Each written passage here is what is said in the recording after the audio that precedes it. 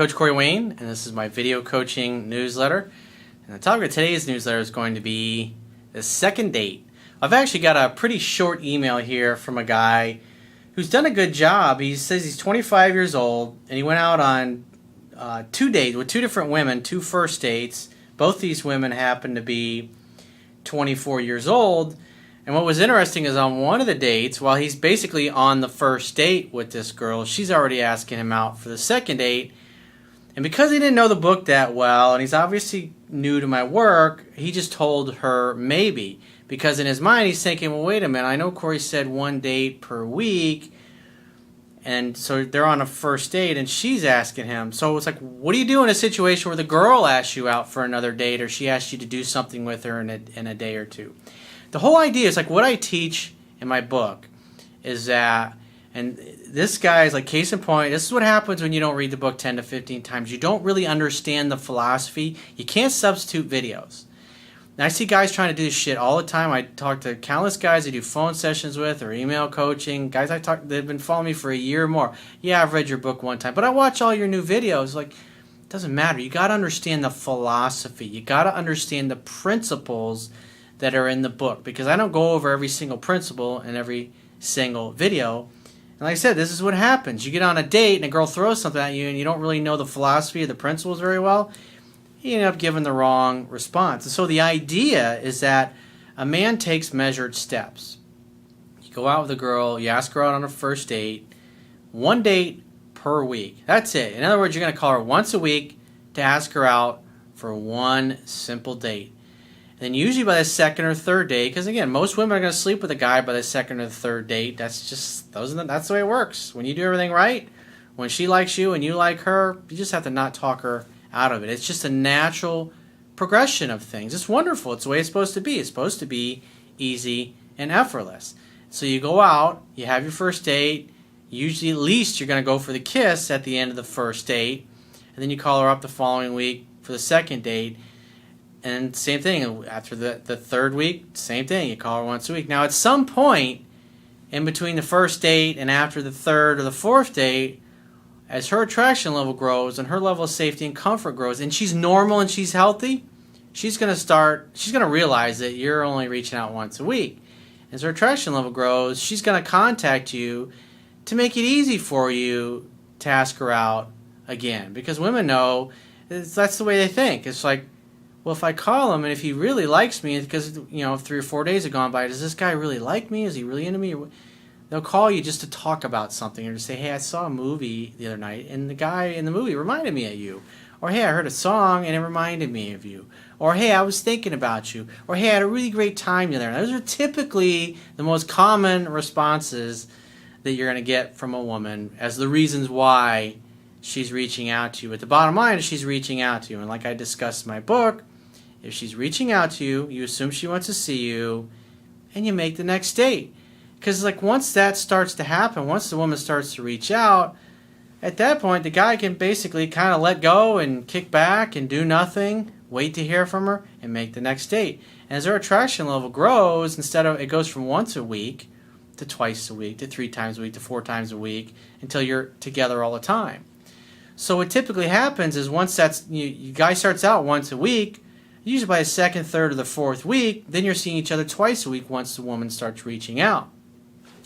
You get to week 4, week 5, you'll be seeing each other maybe 3 times a week. Because what you'll notice is the time in between you going out on dates and her reaching out gets shorter and shorter to the point where she's texting you on your way home or when she gets home.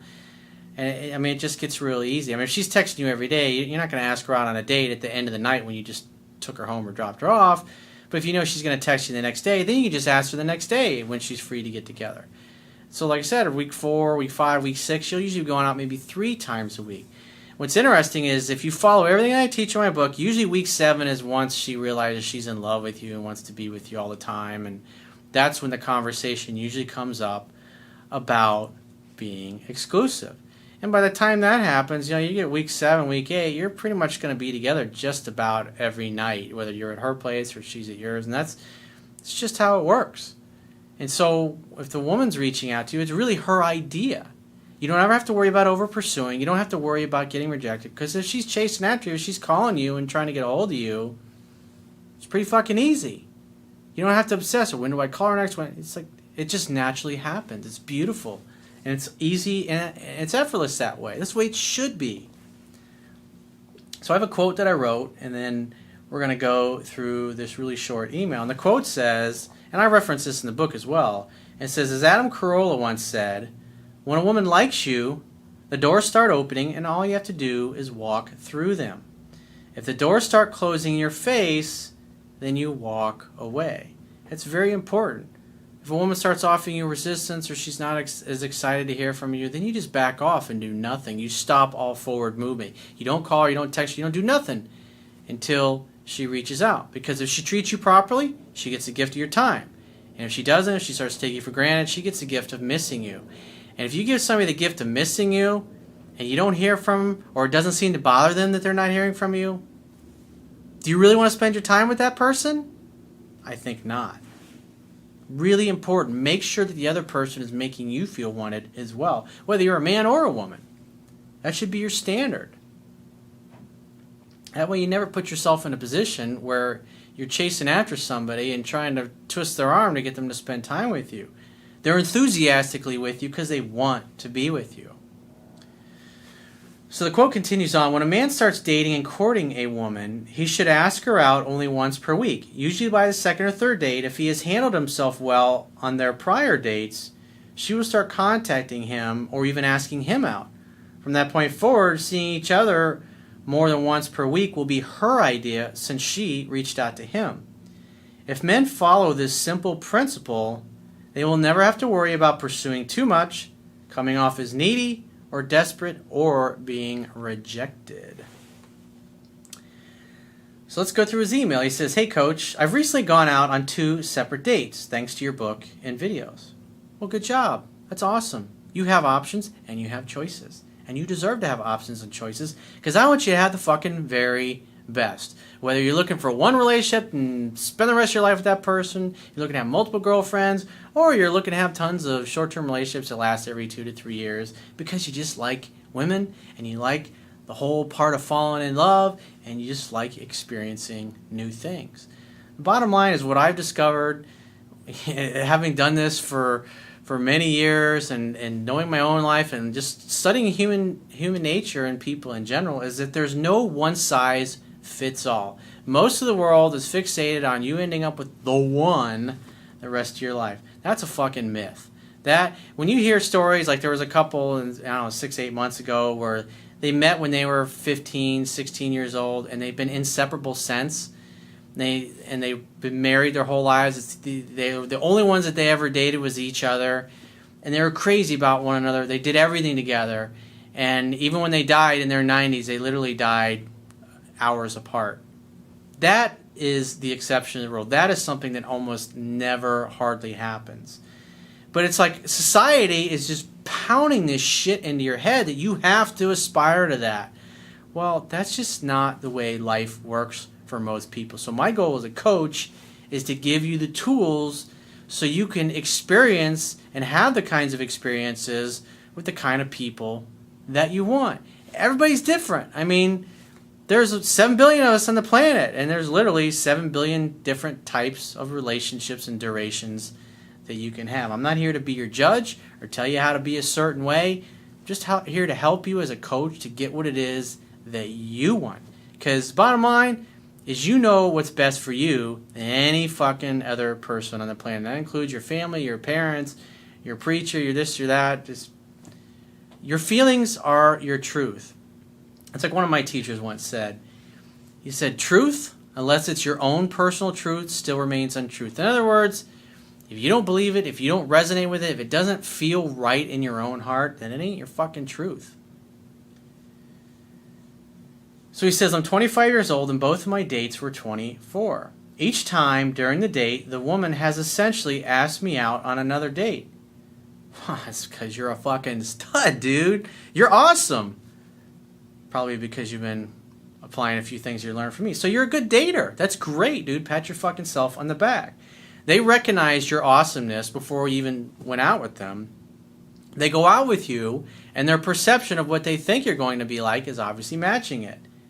Hence, their enthusiasm to ask you out on a second date before your first date's even over. He says, in your book, it states to never bring up a second date while on the first date. So following your advice, to the best of my understanding, I simply reply with maybe, followed by a James Bond grin. You don't know the fucking book, dude. That's what that tells me.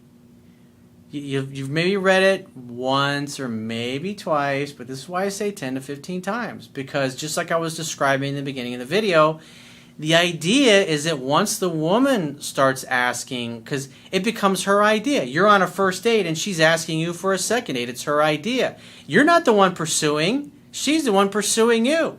And if she's chasing you, she ain't going to dump you. That's what you want. But maybe it's just because you're being so fucking awesome in the date that your first dates aren't even over. Or maybe the girls are insecure. We don't know yet. It's still too early in the process. But the bottom line is that you should take it as a compliment to yourself that when you're on first dates with girls, they're asking you out for a second date. That means they really like you. That's awesome, dude. So if the girls ask, that's the whole point of following what I teach in my book, 1 date per week, is to get to the point where they're doing this. Both these girls happen to do it on your first date. That's great. So if you're available, say sure. Make definite plans. It's her idea, so you don't have to worry about getting rejected when it's her idea.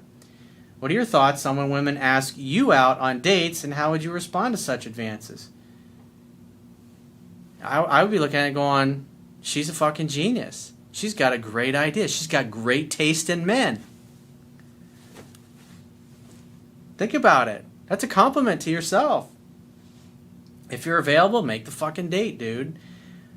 But, instead, I read this thing in Corey's book, and this is what happens. You don't know it well enough, and it's like, the book's like 260 pages or something like that. It's like, if you're reading on a small device like an iBook or the Kindle version, I think it's like 400 or 500 pages. But the normal paperback book, I think, is like 250, 260 pages.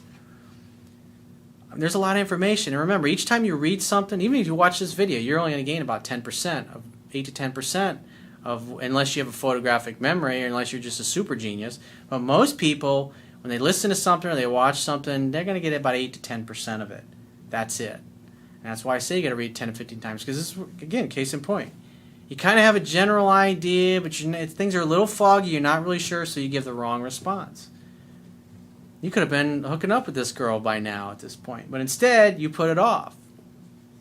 You made her wait. You said maybe. I wouldn't have said maybe. If you didn't, depending on how you say it, and your body language or physiology, it could have come off as being arrogant and a little full of yourself. Or you could have just said, you know what, I'm not sure. Let me check my schedule when I get back home. I use an eye calendar for my schedule, so I always have my schedule with me, and that's really convenient. If I'm gonna make a date with a girl, it's like I'm gonna punch it in right on the spot. And then what's great is, with Apple devices, it syncs it across all your devices, so it's always there. So he says, P.S. One woman asked me out for the weekend when our date was on a Wednesday. It was our first date, and to accept her offer meant breaking your initial 1 date per week limit. No, it doesn't. You don't even know what the limit is. You think you know what it is. But again, you don't know the book. So you're thinking that it's not that it's a limit. It's you as the guy. If you're the pursuer, if you're the aggressor, if you're the one calling for a date, yeah, you're only going to call once per week. But once the woman starts doing it, it's like, sure. Because at the end of the day, women are the ones that do all the choosing. They're the ones that decide who they're going to make their boyfriend and who they're going to reject. It's like you don't really have any choice in the matter. The only choice that you have is to show up and be fucking awesome. And you showed up, you were awesome, and both these girls thought you were so awesome that they're already planning second dates when you're not even done with the first date. So pat yourself in the back, dude, because you're fucking awesome.